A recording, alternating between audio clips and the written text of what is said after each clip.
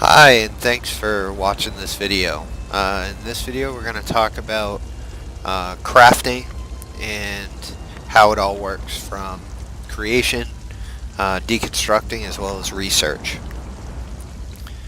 So the first thing I want to talk about is, for those of you who are starting out, there are a number of different tabs in the interface here. So the first is refining. So when you're out there gathering ore or leather, you would come here to refine your ore. I'm sure a lot of you have already seen that. But where it gets more involved, especially for the newer players, and something I wish I had known, is the research. So the research tab is a listing of all the traits that you've currently researched. Those are important as you get deeper in the game because it controls what you can create, in particular when you start doing sealed writs, which some of you may have seen. You need to be able to create an item that the writ is requesting for the trait. Now it's a lot easier if when you're starting out you save some of the items that have traits that you have yet to research, because it takes a long time for those traits to get researched. So in particular in this case we're looking at them all. Now for newer characters, these traits will all be researchable, similar to the sharpen trait. When they're researchable, that means you haven't researched them yet. So if you have an item that has that trait that you have looted just from going out adventuring, you'll find that as long as that item is still in your inventory, you'll be able to double click on it, select the item, and then click research trait. And that will kick off the research process, which starts out when you have all 9 of these available. It will start out and it will take just a number of hours for you to research. Once it's done, next time you come back in here, you'll be able to research another one. But as you get deeper into your tree and you've researched more and more traits, there are 9 of them, they start to take a long time. So for instance here I've got 7 of 9 researched, and it's going to take 21 days, 14 hours, 24 minutes for this to get finished. So I'm going to start this one off just so we can kick it off, and now it's going, and 21 days from now I'll be able to research the 9th. So the key thing is when you're starting out, and I wish I had known this when I started out, I did not realize this till I was well into my CP levels, how researching worked. When you start off early, you can research one trait, but as you start leveling up, especially in the case where you're going to be a crafter, what you want to do is pay attention to this skill here and level that up as new points can be allocated, new skill points can be allocated to that, because this will increase from allowing you to research one item. It'll go to 2 and then to 3, and it also cuts down on the amount of time it takes for the research to be finished. So as those points open up and you level up through 50, if crafting is your intention, blacksmithing, clothing, and woodworking all have these. Right now I am fully maxed out in carpentry, and I have respec, so when I respec'd my character I didn't bother spending any points here, just because I had already had all the traits for the wood crafting researched. Okay, so the other thing, every once in a while in chat I see questions about how do you create set items. You hear people talking about set items, especially newer players, and basically what you do, if you belong to a guild that has attunable tables, a lot of times the guild houses will have all the different stations for the different set gear in the guild house. So for instance here you can see the guild set innate axiom is what I'm standing in front of, and if I were going to build a set of innate axiom, what I would do is go to the creation tab, and then you'll see a set of icons that say set apparel and set weapons, right? So underneath it you'll see how many traits for the particular piece you're, for the particular set you're working on, how many traits it requires you to be able to craft that item. Okay.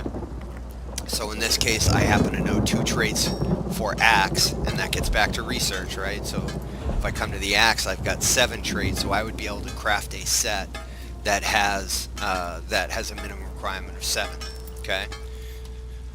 So that's why it's important, as you start to level up, you're going to have, as updates come out and builds change, different sets become optimal for you, and you want to be able to craft those, and for your friends.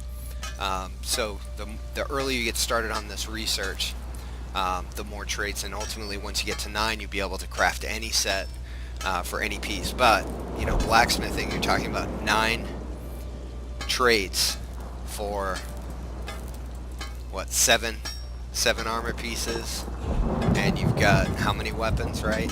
So you can only do 3 at any given time max, and so it takes a long time to get all those traits researched, so start early. Okay, so if you're going to create a set anyway, just make sure you've clicked on the set apparel that you're going to want to set weapons or set apparel, because at any attunable station you can also create normal ones, right? So click on the set. So if I were going to build an innate axiom axe, dagger, sword, what have you, select your material, right? So if I was going to use rubidite ingots, and now the style down here is what you get from motifs. You hear people talk about motifs. Motifs you will find throughout the game. As you're adventuring, you can also buy them from guild traders, and they reflect the different styles that you can create, right? It changes the look, and some of them are pretty rare, but like I said, you'll build these as you go, and there are different websites out there you can get to see what the different gear looks like, and as those styles, those motifs are researched by you, and those are just like a scroll once you get them. These will open up, and as long as you have the components or a mimic stone, you'll be able to select the style you want to use. Okay, and then down here is the trait. So once you know what trait you want to go on the piece that you're crafting, you select whatever you'd want, and then you'd create it. So if I were going to create an innate axiom dagger, I'm not going to waste one of those, so we'll say I'm going to go with Daedric, right? So here's the key thing. When you're building CP160, which is the max level gear, by default, when you select the rubidite ingot, always be careful. I've done this 2 or 3 times. When you craft the item, make sure that your CP, CO2 and 10, you want to bump that up to 160. Because a lot of times that default is 10, and they do that for a reason, because you can see how much the resources jump up. So you're using 10 times what a CP level 150 is, right? But you want it to be CP 160, especially once you're at CP 160 or above. So just make sure you kick that up, right? I'm not going to do it here because I'm just doing this for an example. So I'm basically going to create this, so we'll craft it. I've now created an innate axiom dagger. Now, there's no way to automatically build or craft a set item or a normal item and automatically have it be blue, purple, or yellow. Okay, you have to improve those. So that's where the improvement tab comes in. So you'll see the piece that you just made. You can do this for items that you loot out in the world as well. So if you loot an item and it's blue and it's a set piece, if you're running a dungeon or something like that, you want to improve that, increase its level. Maybe it's a piece of set gear that you want to run with and you want to make it legendary or epic. Highlight that item. So in this case, I'm going to upgrade this. Now down here, you'll see how you want to improve it. This is where you're going to use those tempers, right? So to go from just a standard white to a fine, we want to always bump our chance to 100%. The reason you want to bump your chance to 100% is if it fails, you not only lose the tempers that you used, you also lose the item and you have to start all over from white, right? So a lot of times it isn't worth running the risk. So make sure you bump that improvement so that the chance down here says 100% before you go ahead and improve it, right? And that'll bump it up to blue, and then we can do the same thing. Bump it up to yellow, purple if we want, and then all the way to yellow if this were something we wanted one to use, but it isn't. This is just for example. Um, so the other thing I always suggest, especially once you get into crafting, a lot of people make a choice. They're either selling loot that they get out in the world and collecting the gold for it. But if you're crafting, a lot of times what you're looking for is to get the ingots. You want the stones. So deconstructing has always been my preference. So when I get something I'm not going to use out in the world and it's a weapon, piece of armor, be it cloth or heavy, I will come in and I will just deconstruct it.